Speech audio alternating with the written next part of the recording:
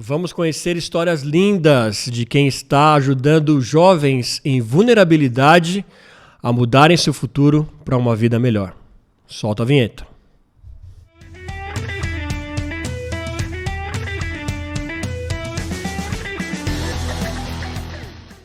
Dia, tarde, noite, seja o que for, seja muito bem-vindo aqui a mais um episódio do podcast Ponto de Fala. Isso mesmo, sempre trazendo para vocês pontos de vista que merecem um ponto de fala. Mas antes de começar mais uma conversa super inspiradora aqui com vocês, eu quero lembrar, se inscreva aí no canal, isso mesmo, deixe seu like, seu comentário, compartilha geral, isso ajuda muito a gente. E o mais importante, mais gente tem acesso a esses papos transformadores que a gente tem todas as terças e quintas. E agora a gente também está no Apoia-se. Sim, o link está na descrição. Clica aí, apoia.se/ponto de fala. Saiba como ser um apoiador do canal e muito mais. Ser um participante ativo, trocar uma ideia mais próxima com a gente. Enfim, tem uma série de benefícios. Então clica aí no link e vem ser um apoiador do canal. Hoje vamos falar sobre mais pessoas que têm aí ajudado a transformar a vida de outras pessoas tão necessitadas. Eu não vou perder muito tempo, mas vamos falar com a Vandresa Bedoya, ela que está à frente do Instituto Ser Mais e tem feito um trabalho lindo aí com crianças e jovens em vulnerabilidade. Tudo bem, Vandresa? Tudo bom, Fernando, e você? Tudo bem. Que prazer te receber aqui no estúdio. Prazer é todo meu. Fico muito feliz de estar aqui com você. Legal. Ivan, começa contando pra gente então, né? Você começou sua carreira, né, no mundo corporativo e tal. Como que você se aproximou, né, primeiro dessa área aí de responsabilidade social e como que surge aí um instituto na sua vida? Então vamos lá. Eu sempre fui uma pessoa muito inconformada na vida. E aí, desde pequena, enfim, minha mãe queria que eu fosse médica. Olha. Falei, puxa, médica não vai dar. E aí eu resolvi fazer magistério, já faz bastante tempo isso. Ainda existiu magistério, fiz pedagogia, fiz serviço social, enfim. E aí fui para um caminho totalmente diferente do que a família esperava. Mas já pensando ali no processo das minorias, porque eu fui bolsista numa escola, na época ainda era ginásio. Lembro. 5ª, 8ª série, lembra Sim, disso? peguei isso. Pegou, né? Hoje a gente fala de ensino fundamental 2, é mais bonito. E aí eu comecei, como eu era bolsista, né? Tinha pouquíssimas pessoas pretas ou pardas, enfim. Então aquilo começou a me incomodar, eu entendi que aquela era a minha veia, era aquilo que eu queria fazer, que eu queria transformar o mundo, muito jovem, criança praticamente. E aí depois do magistério, depois do serviço social, eu entendi que o melhor caminho era através de empresas. Então comecei minha carreira aí. À época também não tinha ESG, hoje também é um nome bonito, era Responsabilidade Social Corporativa, quando era... Né? Falava-se muito em terceiro setor, né? A gente ainda falava de primeiro, segundo e terceiro setor. Ainda fala, mas hoje agora está mais bonito, mais encorpado, ganhou uma roupagem nova. Mas acho também que é por conta da importância que o tema tem tornado, né, que as pessoas têm colocado mais na pauta, eu acho isso bem importante. Mas voltando a falar do Instituto, então sempre na linha de institutos empresariais. Eu comecei na Credicar, nós tínhamos o Instituto Credicar, e aí naquela época passou por uma série de mudanças, fiquei bastante tempo lá, e de repente caí numa empresa chamada Nextel, e montei um instituto lá também, junto com toda a equipe da Nextel, pensando em responsabilidade social, meio ambiente, etc. E aí o S, do famoso SD, eram os institutos. E aí a gente criou uma metodologia, começou a desenvolver, entrou um presidente mega empolgado, que era uma pessoa cheia de propósito, fez crescer esse processo, mas aí as coisas começaram a não ir tão bem com a empresa acabou entrando num processo, né, de descontinuidade, e aí o que a gente faz com o Instituto? E aí a gente teve um processo de marca, o Instituto, a gente trabalhou tanto marketing social e tinham tantos jovens impactados, que a gente falou, o que fazer agora? E aí resolvemos que a gente ia buscar alguém para assumir esse instituto, mas não tínhamos dinheiro. Então começamos a tentar de forma independente da empresa, então. Isso, aí a gente falou, bom, como é que a gente faz isso, né? Porque precisa de dinheiro. Até então a empresa bancava 100% todos os cursos, todos os processos. E aí descobrimos uma pessoa que, na verdade, já era uma amiga pessoal, a gente já tinha feito algumas coisas juntas, ela já era voluntária do Instituto Nextel, acreditava no propósito, acreditava na juventude. E aí a gente conversando um dia, enfim, ela falou, vou dar um jeito nisso. E aí conversou com o presidente do Instituto, foi na Nextel e a gente negociou. Resumo da ópera, a gente se tornou independente da Nextel, criamos um outro nome, rodamos os 2 nomes durante um ano, né, para que pudesse tudo acontecer da melhor maneira possível, e o Instituto se tornou autossustentável. A Sofia assumiu em 2014, a gente trocou pneu com carro andando, a gente tinha 300 jovens em formação, 350 jovens mais ou menos em formação, E aí nós demos continuidade nesse processo com os jovens e aí estamos aí até hoje, né? 2023, o ano passado a gente já atendeu muito mais do que 350, a gente já vai falar sobre isso. E aí as coisas foram dando certo. Eu acho que quando tem um bom propósito, as coisas conspiram ao nosso favor, né, Fernando? E aí foi isso. Então a gente está aqui até hoje. Que bacana. Agora, para quem não conhece o Instituto, onde vocês ficam, né? Que crianças, jovens vocês atendem? Como que é o trabalho lá e em que região que vocês estão aqui de São Paulo? Então, vamos lá. O Instituto, quando a gente fez esse repasse, a gente estava só numa unidade em São Paulo e uma no Rio de Janeiro, que a gente não tinha descontinuado. Então, a partir de 2014, isso começa a crescer de novo. O que é o Instituto Ser Mais? Né? O Instituto Ser Mais é um instituto, uma organização sem fins lucrativos. Né? Hoje, nós buscamos aí patrocínios, apoios de grandes empresas que acreditam na juventude, que acreditam nos processos de diversidade. Nós trabalhamos com juventudes. A gente começou trabalhando de 15 a 17 anos e 11 meses, aí depois a gente foi entendendo que precisava ampliar, foi de 15 a 24. Hoje a gente trabalha seguindo o Estatuto da Juventude, de 15 a 29 anos. Tá? Então, a nossa ideia é que a gente possa abarcar o maior número de jovens em situação de vulnerabilidade possível. E aí você fala, mas que vulnerabilidade? Perguntar, em geral, qual que é o perfil desse jovem? Nós temos de tudo. Assim, a gente tem um processo com juventude desde abrigados, né? Jovens que não têm ali o pátrio poder da família, que está sobre o poder do Estado. Temos jovens que tiveram alguma questão, estão na Fundação Casa, ou internos, ou que estão em liberdade assistida, que querem uma nova oportunidade, que precisam tentar de novo. Jovens das periferias. Então, hoje nós estamos com uma sede na Moca, dentro da Universidade de São Judas. Nós temos uma parceria com a Rede Ânima de Educação. Então, nós estamos lá como sede. A maioria dos projetos presenciais ocorrem lá, mas nós temos projetos no Rio de Janeiro, continuamos com a sede do Rio de Janeiro, que também é dentro de uma universidade da Rede Ânima de Educação. Nós temos também uma filial aqui em Cotia, que fica, sério, aqui pertinho no Parque São Jorge, que é uma parceria com o Instituto chamado Instituto Caritas Granja Viana. Então, nós também temos um polo por aqui.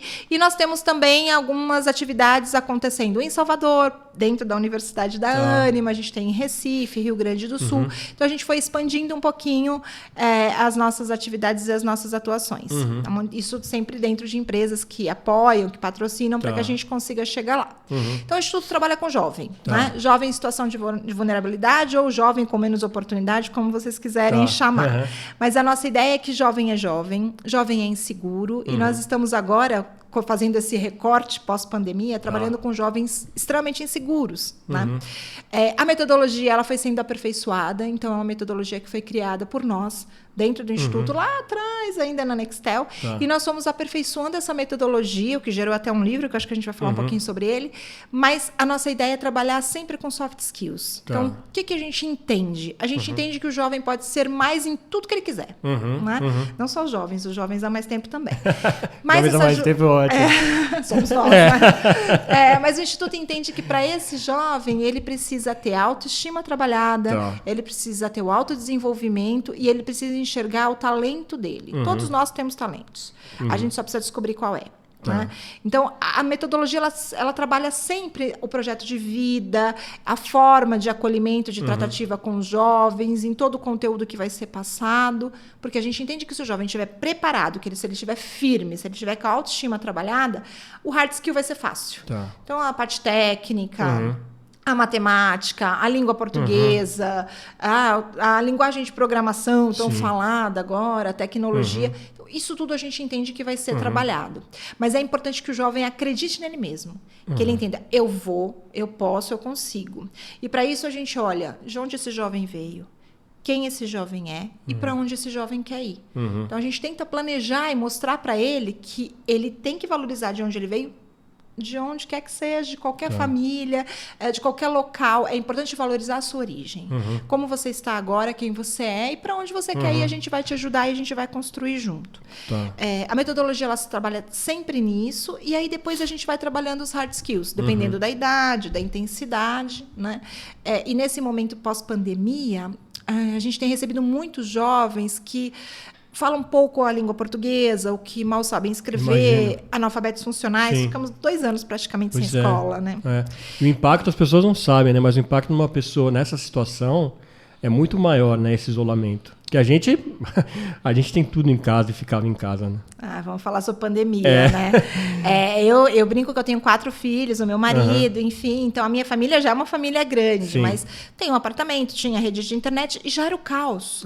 Agora, você imagine uma situação onde o jovem ele tem, às vezes, um cômodo com 10 pessoas morando nesse cômodo, sem internet, sem poder sair, sem se socializar e sem escola.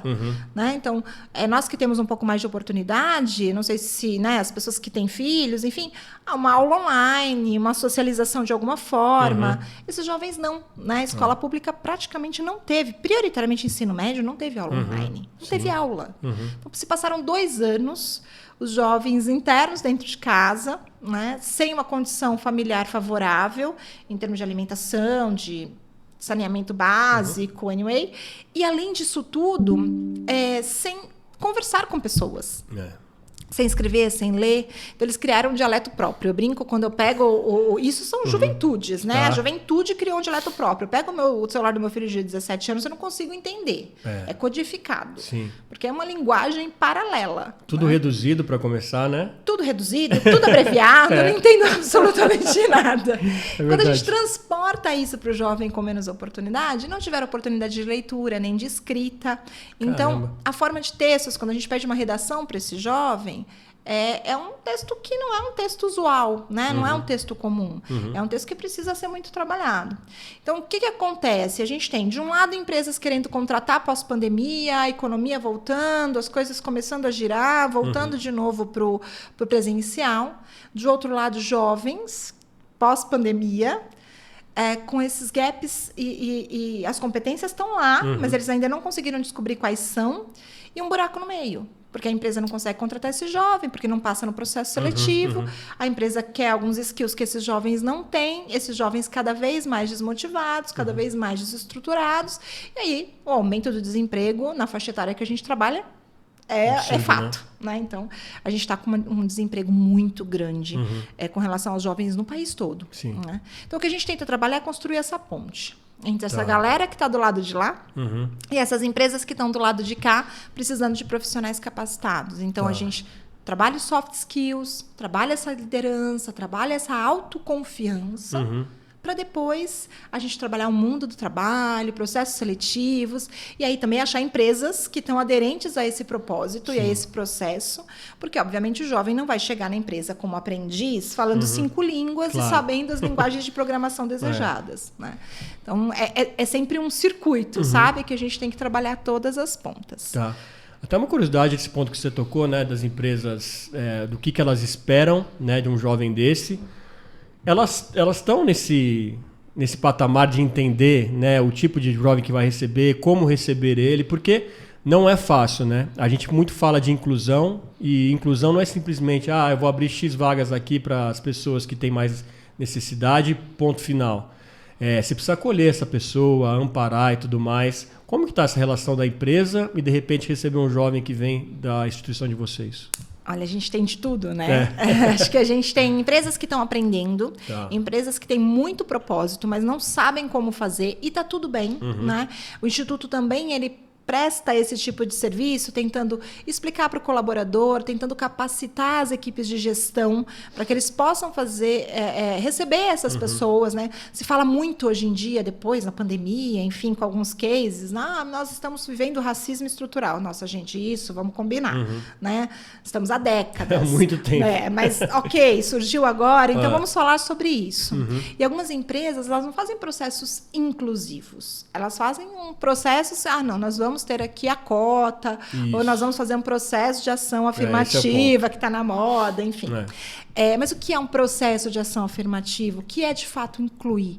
Não adianta você contratar 20 pessoas, né? 10 pessoas pretas e pardas, 10 pessoas brancas, se você não está preparado para receber. Por quê?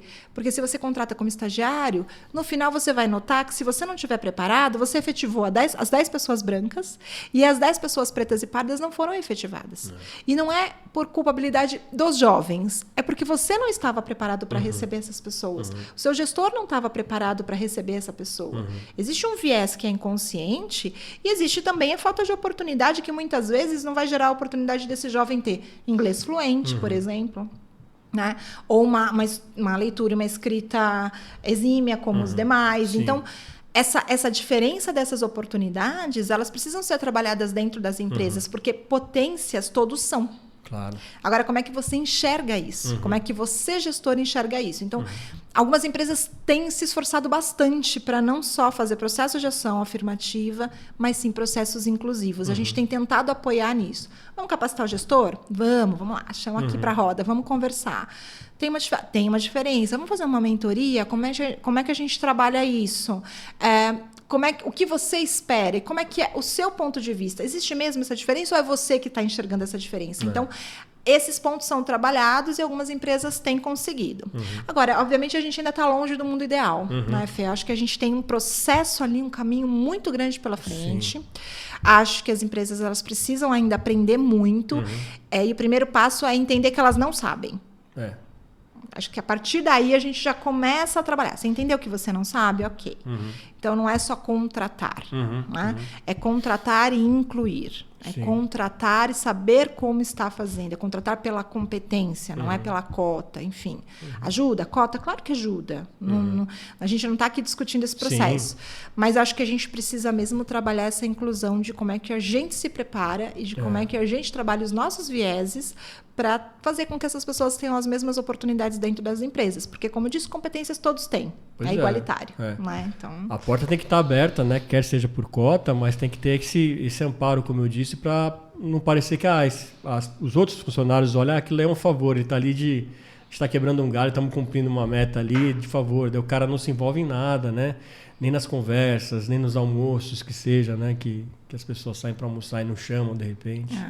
Acho que muitas empresas já evoluíram bastante nisso, mas outras ainda estão caminhando, Vivi. Acho que a gente precisa ainda trabalhar muito bem isso. Eu acho que, já que veio para a pauta agora, né, a gente precisa apoiar e trabalhar bastante isso. Nós, do Instituto Ser Mais, a gente tenta fazer muito esses processos de capacitação com pessoas com deficiência, e são vários temas. Né? A gente tem projetos hoje específicos que a gente trabalha com pessoas trans. Né? Como é que é isso? Como é que é trabalhar com uma pessoa trans?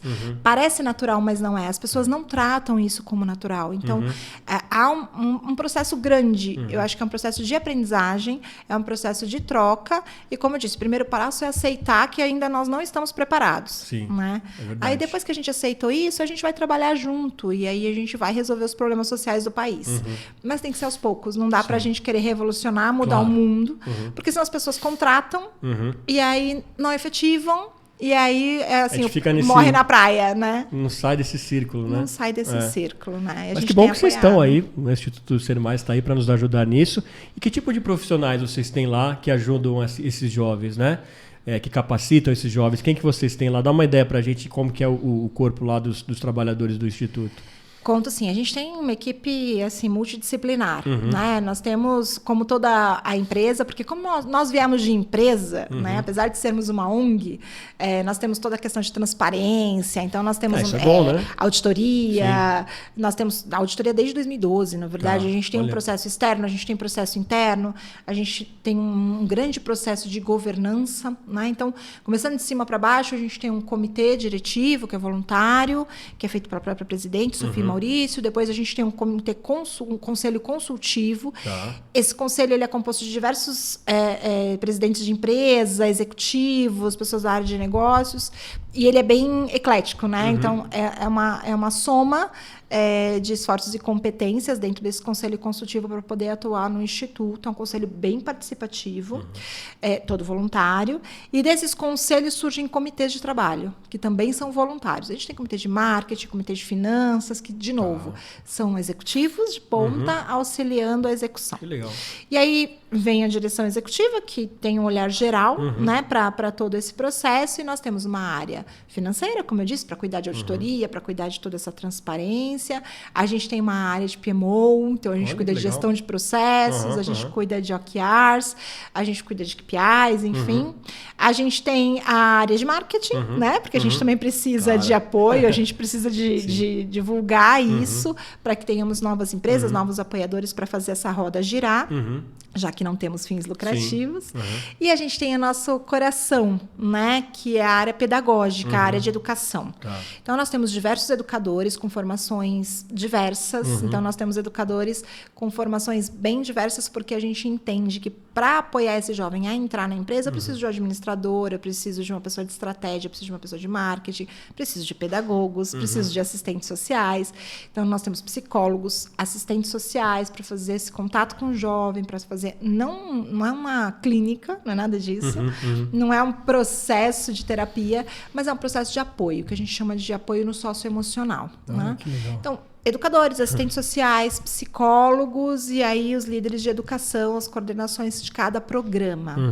O Instituto hoje ele trabalha com 5 eixos. Tá? Então, um dos eixos é um projeto Conexões, que é um projeto que é sempre abarcado por imposto de renda. Então, as empresas doam imposto de renda para o FIA, que é o Fundo da Infância e da Juventude. Nós temos projetos inscritos lá e o próprio governo, né, o próprio Condeca, o FUNCAD, repassa essa verba para que a gente execute o projeto. Tá. São sempre jovens de 15 a 17, 11. São projetos intensos. Nós estamos começando um agora, inclusive, tem até inscrições abertas lá para a galera. E começamos um também no começo do mês. São processos intensos. Esses jovens ficam com a gente 4 horas por dia, 5 dias por semana, durante 6 meses. Caramba. São 700 horas, 600 horas mais ou menos de atividade teórica. E aí eles vão ter todo o processo de autoestima, o processo de hard skill, né? Então eles vão estar no ensino médio e horário inverso à escola, eles estão conosco. Tá. Então, conexões, e aí hard skills a gente tem de tudo. A gente tem desde artes até a parte de tecnologia, obviamente. A gente está trabalhando agora com comunicação social, com escrita, enfim. Né? Depois nós temos um segundo eixo que a gente chama de programa de aprendizagem, que nós somos certificadores da aprendizagem, como diversos outros certificadores, porque a gente entende que junto com o Ministério da Economia, se a gente tivesse essa parceria, ficaria mais fácil de empregar esses jovens que saem do Conexões. Então, a gente prepara esse jovem e depois a gente tenta fazer um programa de aprendizagem, de socioaprendizagem diferente para essas empresas que têm esse interesse, esse propósito. Entendi. O terceiro eixo são os programas in company, que a gente chama, que são programas que a gente senta com as empresas. A empresa mais antiga que vem nesse programa é a Accenture. E depois várias outras embarcaram, Gerdau, Avanade, agora está entrando a Único também. São empresas que acreditam e que querem bancar uma formação para essa juventude em situação de vulnerabilidade, um período de 3 a 4 meses, e depois incluí-las no mundo do trabalho através das próprias vagas ou disponibilizá-las para outras empresas do mesmo ramo. Né? Então, a gente já faz isso há bastante tempo, mas são projetos que são desenhados a várias mãos.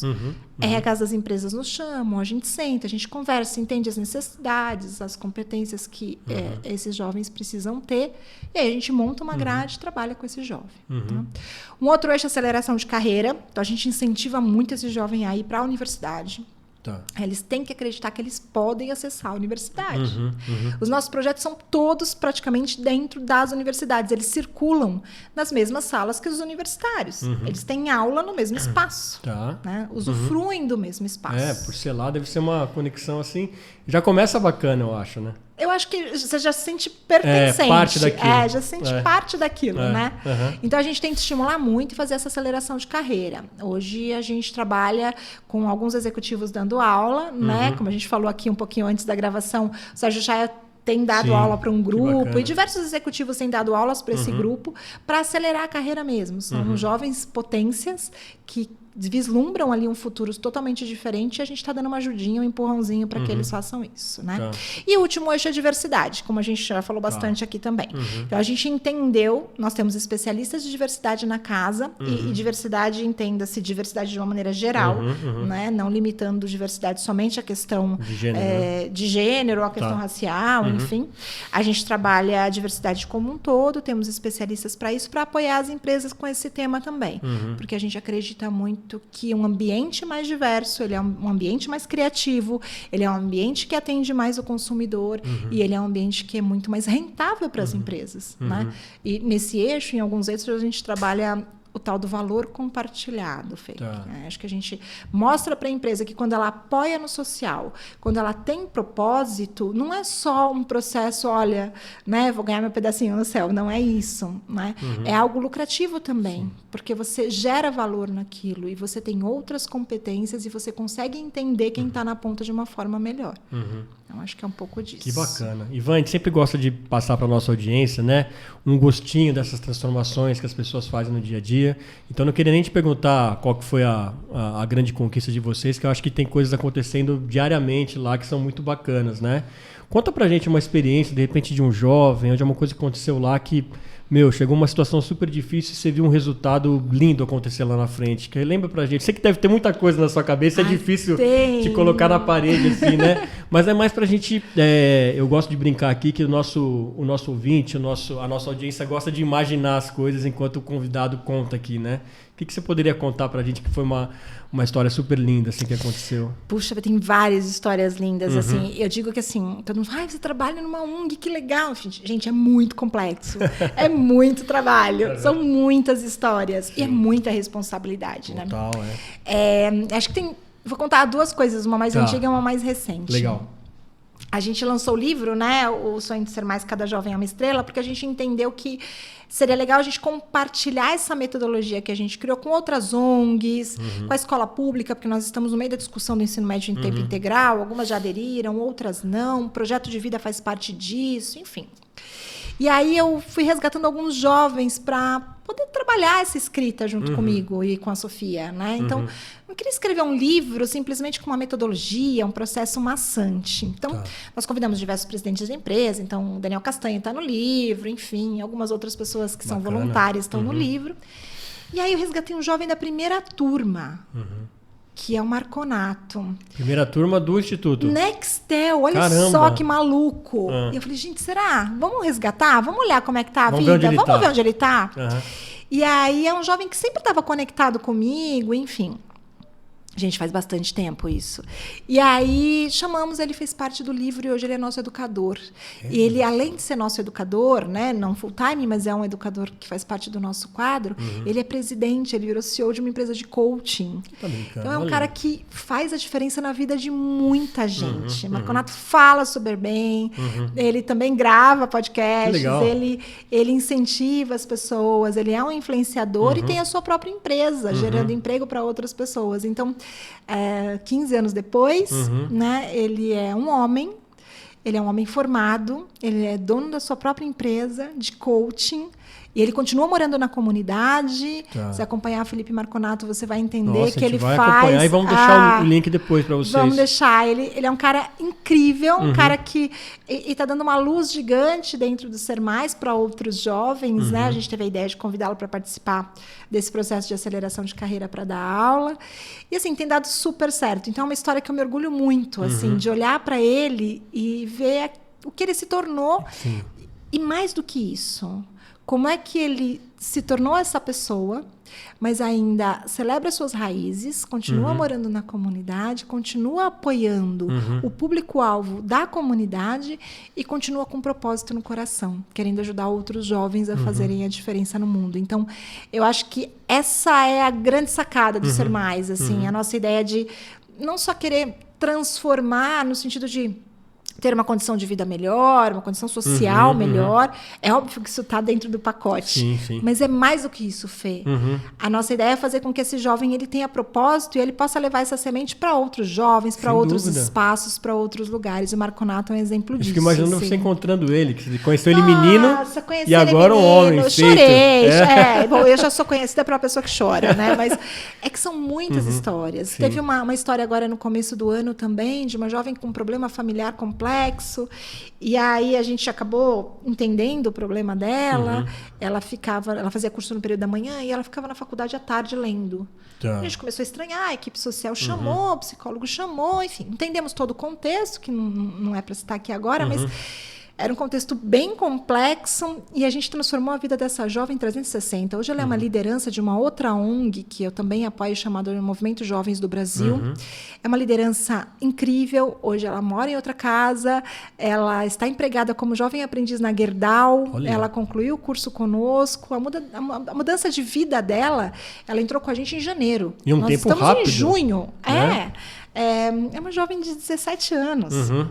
Então, a gente olhando para ela e olhando toda essa mudança, né?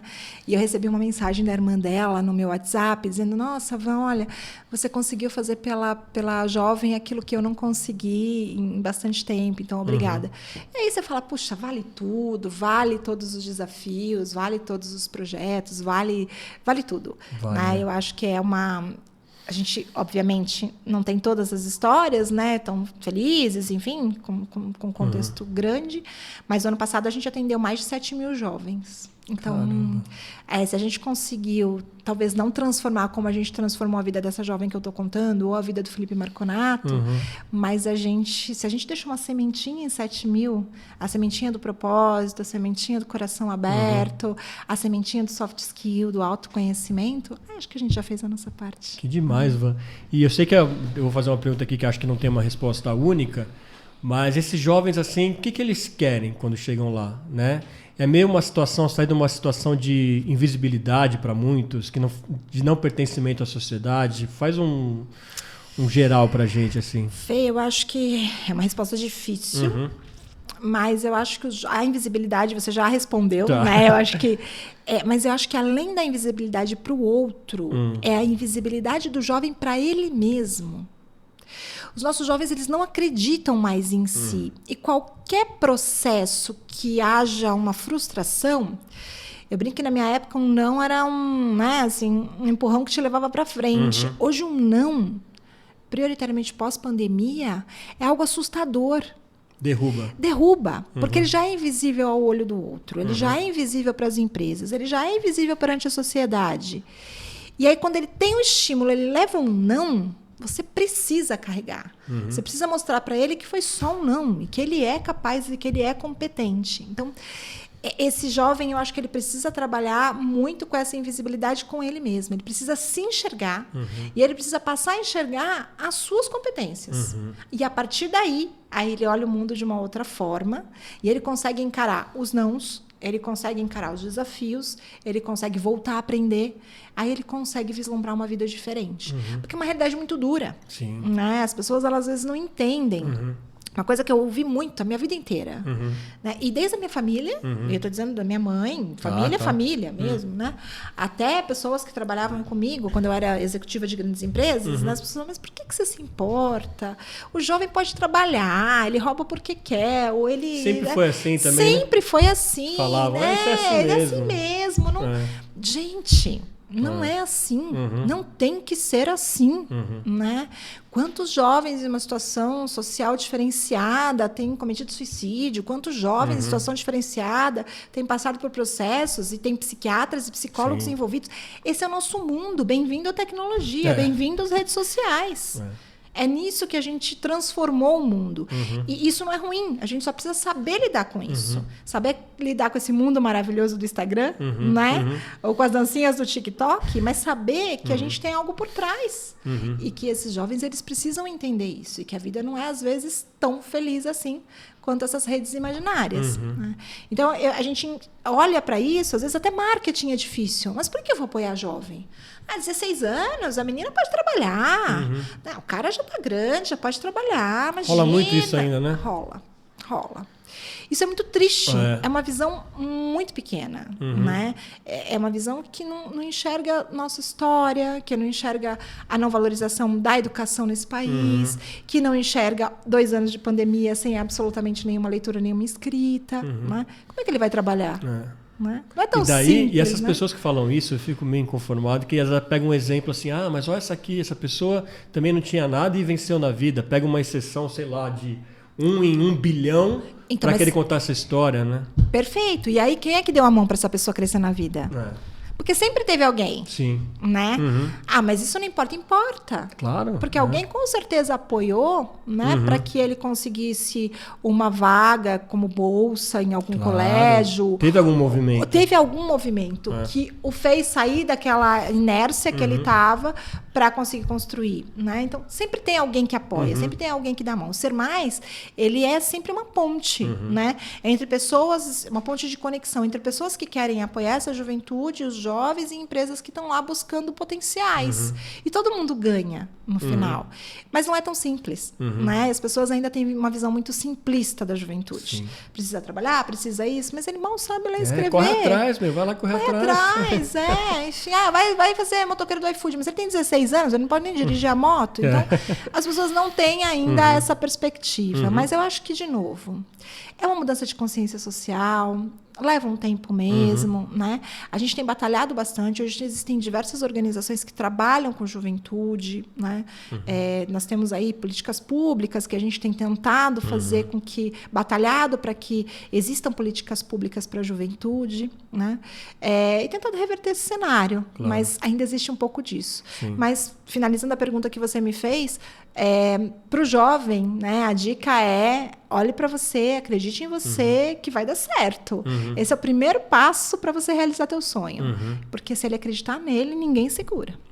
Puxa, que legal. Agora, uma curiosidade: vocês que trabalham no dia a dia realizando sonhos ou com a perspectiva de mudar futuros de outras pessoas, para vocês, qual que é o sonho de vocês como instituto? Como que vocês pensam um futuro que faça você sentir: realizei ou estou realizando o meu objetivo de causa e propósito aqui? Isso é uma pergunta também difícil. Mas eu acho que eu aqui, né? Eu vou colocar um pouco pessoa física, claro, representando o Instituto. Eu acho que o grande sonho, né, da Vandresa, acho que o grande sonho, talvez, vou falar por eles, talvez seja ousado, mas dos nossos conselheiros e da nossa presidente, do nosso vice-presidente, é que a gente deixe de existir. Acho que é tão simples quanto isso, né? Porque se a gente não precisasse, organizações da sociedade civil, organizações não governamentais, elas não precisarem se movimentar para fazer aquilo que o governo não faz, ou para modificar, ou para complementar algo, significa que a gente vai estar num país equânime, que a gente vai estar com um país sem preconceitos, que a gente vai estar num país diferenciado e que valoriza a educação. Eu acho que é isso. O grande sonho, a grande meta é não ter mais ser mais. Não ter mais a necessidade do Instituto existir. Precisa. As pessoas já estão ali com um propósito na veia. Uma sociedade diferente, que acredita no outro, que olhe para a juventude. A gente trabalha com juventude, mas a gente pode expandir isso para qualquer público. Para as pessoas com mais idade, né? A gente tem muito etarismo nesse país ainda, né? Como se as pessoas com 60 anos elas não pudessem fazer mais nada. Eu tenho uma pessoa que trabalha comigo com muito mais que 60 anos e produz muito. Então, eu acho que tem muitas coisas que a gente precisa trabalhar. As crianças, né? Os abrigos, enfim. Anyway, tem muitos propósitos e muitas organizações fazendo muitas coisas nesse país. Né? Então, acho que o sonho é que elas todas, ser mais, e todas elas deixem de existir. Grande, né? Grande, mas eu acho que é muito possível. É sonho. Mas a gente está muito na torcida disso. Agora, para a gente, então, entender, queria que você desse um servição, então, desde empresas que estejam interessadas a estar junto com vocês. Não sei como funciona, então, famílias que estão, de repente, ouvindo, que querem levar seus jovens até o Instituto, como é que faz? Existe um contato? Já aproveita e fala nas redes sociais, tudo que puder. Vamos lá. Então, acho que assim, se puder entrar no site, né? Procurar nas redes sociais, Facebook, Insta, Instituto Ser Mais. É escrito mesmo, SRMAIS. Tá bom. O site também, www.sermais.org.br. Lá as empresas podem conhecer um pouquinho mais, mas as empresas, elas também podem entrar em contato com a gente. Eu vou deixar o e-mail daqui a pouquinho, a gente deixa no final também todas as redes. Mas o jovem pode entrar no site, pode se inscrever, porque todas as pessoas que são inscritas, a gente vai puxar o perfil, vai entender qual projeto que se encaixa e a gente vai chamar para um contato, para um bate-papo. A gente não chama de entrevista, mas a gente vai chamar para um bate-papo para poder entender se a gente pode contribuir de fato com esse jovem ou não. Então, entra lá no nosso site, de novo, sermais.org.br. Lá tem várias oportunidades, tem um link super simples de inscrição. Né? E para aqueles que não têm ainda, pode entrar no WhatsApp do fixo, que é o 3208-1850. Legal. E falar com a nossa equipe social, que vai poder apoiar também. E aí é isso, acho que empresas que queiram conhecer, que queiram saber, e mais ainda para os jovens que tiverem interesse, a gente tem vários projetos agora para o segundo semestre. Eu acho que vale a pena investir, né? Jovens que estejam no ensino médio, ou que já tenham concluído o ensino médio, que queiram fazer coisas diferentes e que tenham sonhos, a gente está lá para abarcar e para poder abraçar. Muito bom. A gente vai deixar todos esses contatos que a Van falou aí na descrição do vídeo, né, do vídeo e também do episódio no Spotify. Agora, Van, Para a gente fechar, queria que você deixasse uma mensagem para quem ainda de repente tem, ou empresa, ou pessoa física mesmo, ainda tem um pé atrás de eu nunca contribuí, nunca ajudei, nunca me relacionei com uma ONG que ajuda pessoas. O que você falaria para ela para de repente despertar puxa, eu posso fazer parte da mudança de vida de pessoas e fazer a diferença na sociedade, né? Que assim, a gente não vai mudar o mundo sozinho, mas acho que são pequenas coisas como essa que ajudam, né? Eu acho que o trabalho em rede ele é muito importante, né? Então, assim, o Ser Mais faz um pedacinho. Você está fazendo outro pedacinho hoje, chamando aqui, divulgando essa iniciativa. Nós dois juntos já construímos um pedaço maior, né? E se tivermos mais voluntários com qualquer expertise, poxa, eu sei tricotar, eu sei bordar. Gente, vamos lá, a gente tem famílias dos nossos jovens, vamos atuar como voluntário. Você não quer doar, você tem o pé atrás, nos procure, temos várias oportunidades de atuação voluntária para você sentir. Eu acho que a necessidade que as pessoas têm é a necessidade de sentir que está fazendo a diferença. Eu acho que ouvindo as histórias, entrando no site, vendo os nossos vídeos, a gente tem diversos depoimentos, né? Mas acho que as pessoas precisam saber que elas podem fazer a diferença na vida do outro, independente de quem elas sejam e de que bagagem elas têm. Porque todo mundo tem uma bagagem, né? Claro que as empresas elas podem apoiar contratando os nossos aprendizes, podem apoiar doando o seu imposto de renda, porque afinal não vai ter nenhum valor a mais. Podem fazer programas exclusivos com a marca delas, trabalhando o marketing social. Então, eu acho que, de novo, é vantajoso para todo mundo e a gente dá uma acelerada na carreira dessa juventude. Né? Então, acho que todo mundo tem a ganhar. Então, a dica que eu posso deixar é ainda está com o pé atrás, né? Existem muitas organizações que são extremamente idôneas. Nós temos os melhores ONGs já há anos. A gente passa por certificação, a gente tem alguém apurando os dados, as contas, avaliando. Hoje não é mais como antigamente, que alguém abriu um espaço. Nós somos muito monitorados, né? E eu acho que isso é necessário, é possível e é real. Mas sinta. Procure, tente entender, tente saber. Se não é no Ser Mais, em qualquer outra organização, seja voluntário de qualquer forma. Né? E aí você vai sentindo essa confiança, vai se aproximando, vai entendendo que você pode fazer a diferença. Aí eu brinco que o bichinho do terceiro setor é um que pega e não solta nunca mais você. Se você é voluntário uma vez, você vai ser voluntário sempre. Claro que dentro do seu tempo, dentro do seu contexto, enfim. Mas é uma coisa que é muito bom, assim, você poder compartilhar. Você recebe mais do que doa. Isso eu posso garantir. Sim, sem dúvida. Van, adorei o nosso papo. Esse foi daqueles encontros, né, que a vida prepara pra gente. A gente trabalhou junto na Nextel, teve os mesmos líderes lá, né? Tanto o Sérgio Chay quanto o Américo, que teve aqui já no ponto de fala, e a gente sentava no mesmo andar, assim, pra você ter uma ideia, tava aqui, tava a sala da Van, minha mesa tava aqui, assim, muito próximo. E a gente conviveu aquele tempo, que legal, tenho muito orgulho de ter te conhecido e parabéns pelo trabalho lindo que você tem feito. Eu que agradeço, são os encontros da vida, né? Só descobri chegando aqui. Exatamente. Mas eu fico muito feliz, parabéns pelo seu trabalho. Eu acho que comunicar as pessoas, dar voz para as pessoas é um trabalho extremamente importante e bem feito do jeito que você faz a diferença no país. Então, obrigado, só tenho a agradecer. Valeu, muito obrigado, que a gente se encontre novas vezes e cada vez com notícias melhores aí para todo mundo. Tá certo. Né? Obrigada, Fê. Obrigado a você que acompanha mais um episódio aqui do Ponto de Fala, um episódio muito lindo, inspirador, emocionante. E agora eu quero pedir, não se esqueça, assistiu o episódio, curtiu, deixa aí seu like, seu comentário, se inscreva no canal, não dói nada, não custa nada e ajuda a gente a manter vivas essas histórias aqui semanalmente para vocês. Eu sou Fernando Tuller, esse foi o Ponto de Fala, a gente se vê no próximo, até lá.